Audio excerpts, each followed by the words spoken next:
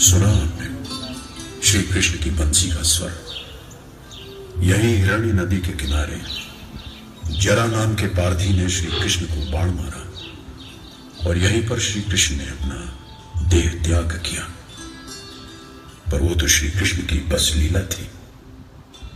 कृष्ण तो स्वयं मृत्युंजय हैं, उन्हें कोई मार नहीं सकता। उनके जीवन का संदेश भी तो यही है, आत्मा अजेय है, अमर है, वो कभी नहीं मरती।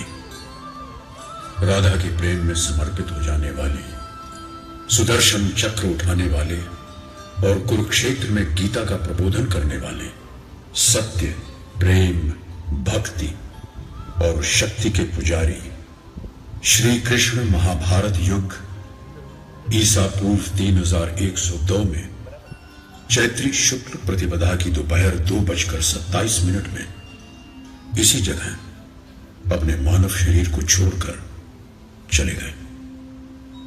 हरि और हर के मिलन की ये एक अद्भुत कहानी है।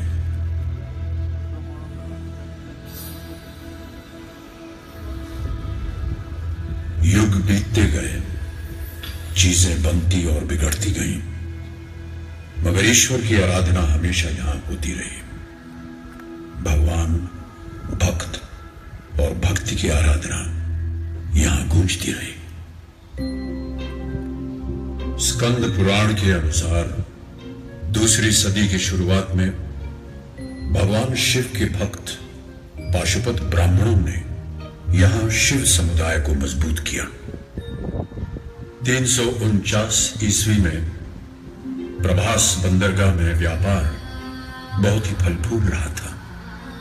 बाहर के व्यापारी भारत से हीरे जवाहरात, आभूषण और अनमोल कलाकृति खरीदते और बदले में भारत को सोने और चांदी देकर जाते थे।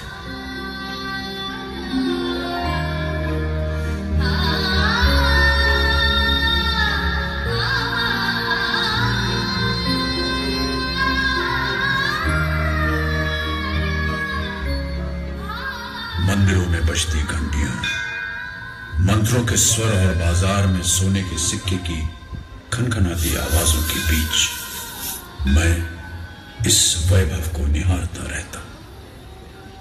ज्ञान और संस्कृति का अनोखा मिलन यहां की पहचान बन गया। भारतवर्ष का ये स्वर्णिम काल था।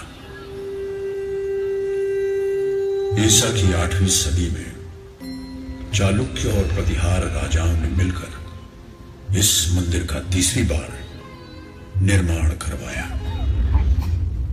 सोमनाथ मंदिर में हीरे, मोती, माणिक जैसे कई बहुमूल्य रत्नों से सजे कई स्तंभ थे और मंदिर के गर्भगृह के केंद्र में देवाधिदेव भगवान शिव का ज्योतिर्लिंग हवा में बिना किसी आधार के जमीन से ऊपर स्थापित किया गया।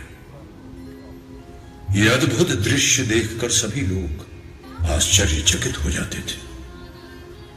मंदिर में 1 टन से भी अधिक वजनी सोने की घंटी सोने की भारी जंजीरों से बजाई जाती थी।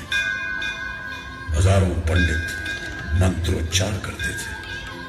500 से ज्यादा नर्तकियां भगवान शिव की आराधना में नृत्य प्रस्तुत करती थी।